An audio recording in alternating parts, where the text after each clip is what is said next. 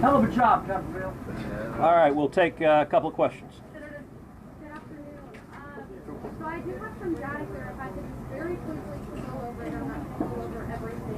But in fiscal year 2019 in May, the Southwest Border Migration Apprehensions, according to Customs and Border Protection, were more than 144,000. Again, that's fiscal year 2019, and I do have it pulled up right here.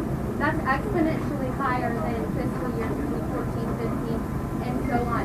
So my question is was it a crisis in 2019, and is there truly?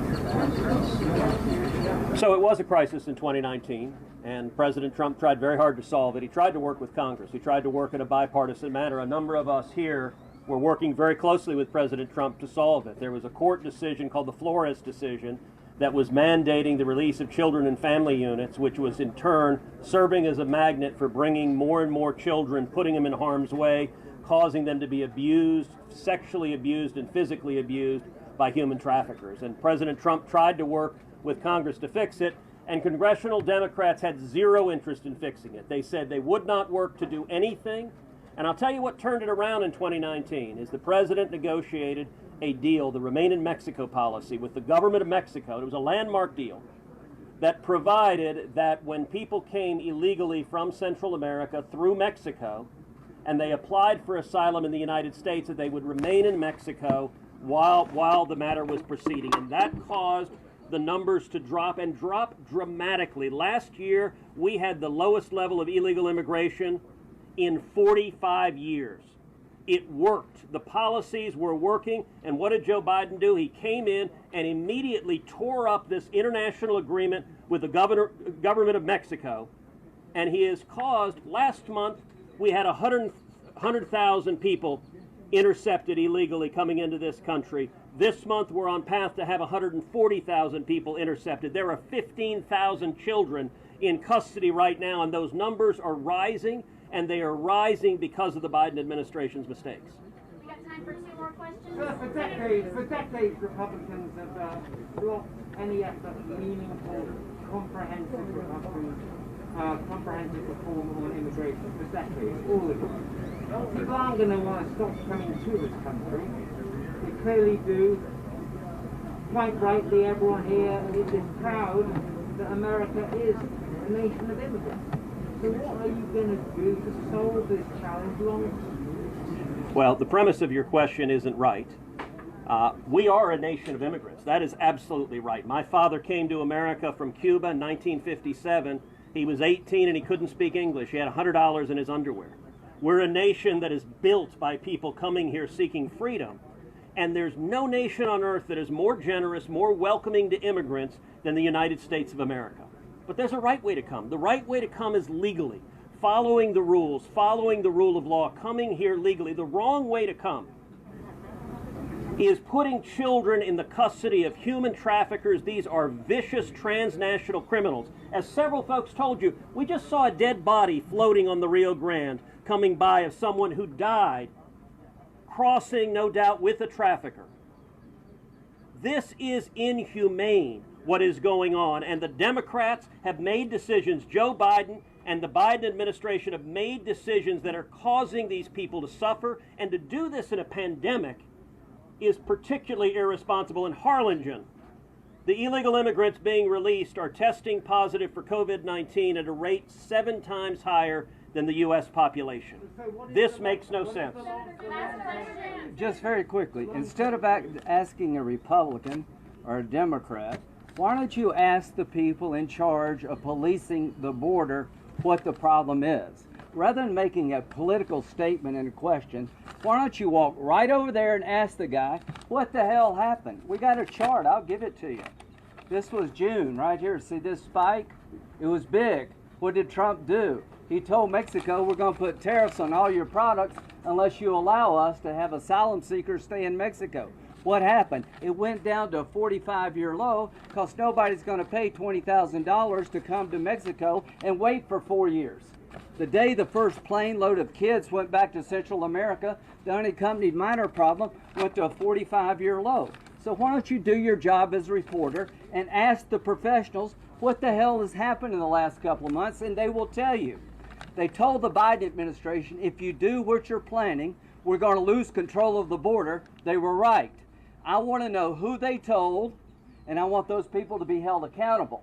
I'm not going to give this up. I voted for every comprehensive immigration bill that's ever come out of the United States Senate. It is impossible for me to sit down with Dick Durbin and negotiate any solution to people already here, because if you legalize one person until you fix this problem, you're going to have a human tsunami. It will be another signal there, come to America, welcome. Don't ask us, we're politicians. Ask these people over here what has happened, why have they lost control of the border, and they will tell you. Senator Cruz. I have a question for Senator Tillis and Senator Johnson about something really briefly. Go for it. Good. All right, Senator Johnson, Biden's transition team alleged the Trump admin delayed action on the migrant surge for months, even though it was warned about the problem from DHS and HHS. Johnson was the previous chair of the Senate Homeland Security Committee. Did he hear about this warning, and should Trump not assume some responsibility for the crisis? I missed the first part of your question. Sure. Biden's transition team alleged the Trump admin delayed action on the migrant surge for months, even though it was warned. So my question is, did he Lindsay, hear give me about my this- graph. Did he hear about this warning, and should Trump not assume some responsibility for the crisis? Why don't you ask the people who did the briefing? Yeah, so let me, first of all, Why don't you ask I them? really don't even understand the premise of your question. I've been working on this chart for a couple of years. It shows cause and effect. I will send it to all of your offices. And again, the fact of the matter is yes, there's a huge surge for a number of reasons. Deferred action on childhood arrivals. You had the Flores reinterpretation where it applied to not only unaccompanied children, but accompanied children. There are a number of things that caused this crisis, and then President Trump and his administration fixed the problem. That's the point we're trying to make. And rather than following those policies where we basically had this under control so we could take the next step, we were controlling the border, we could finish the fence. We were so close to taking that first step of having a secure border so we could address comprehensive immigration reform. Instead, President Biden ignored the advice of professionals, blew up all of these reforms, and now we've got this crisis, which is far worse today than it was even in 2019. We've had a day of over 6,000 people. 6,000 people. That's more than a caravan. That's a large caravan per day. How do you handle that? Put yourself in the men and women's shoes here that have to deal with this. How do you handle 6,000 people a day? Come on, it's a crisis. Hold up a second. You can finish. Hold up. Is it now time to pursue a more comprehensive? I know you're co-sponsoring the Secure and Protect Act. If you think we should do a more comprehensive immigration reform? Well, absolutely, but the table stakes are here. Exactly what Lindsay said. The reason that President Trump didn't have a crisis to the first question asked, created by a court decision, he fixed it. Well, we just had a meeting just last week with Democrat members. Lindsay and I were there and other members. And we said, if you want to talk about immigration reform, we're prepared to. We have a crisis at the border. We have to understand, again, listening to what the folks on the ground are telling us and making sure that we have policies that secure this border. You cannot possibly have a credible immigration reform proposal in Congress until you fix this crisis down here. Thank you. Thank you all. Thank you guys. Senator, hold on a sec. Senator Cruz and I are enormously grateful to all of our colleagues who came down here with us about 18 hours ago, and you've heard their remarks and answered your questions. Many of them have to catch an airplane to leave, but some of them may be able to hang around, so you might be able to catch them on a one-to-one basis. But thank you all for coming. Appreciate it. Thank you, press.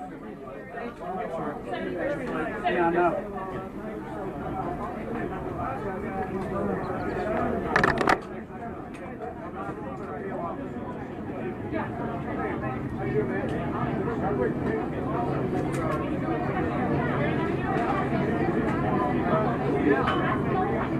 Sorry, I cut yesterday short. I had a whole bus.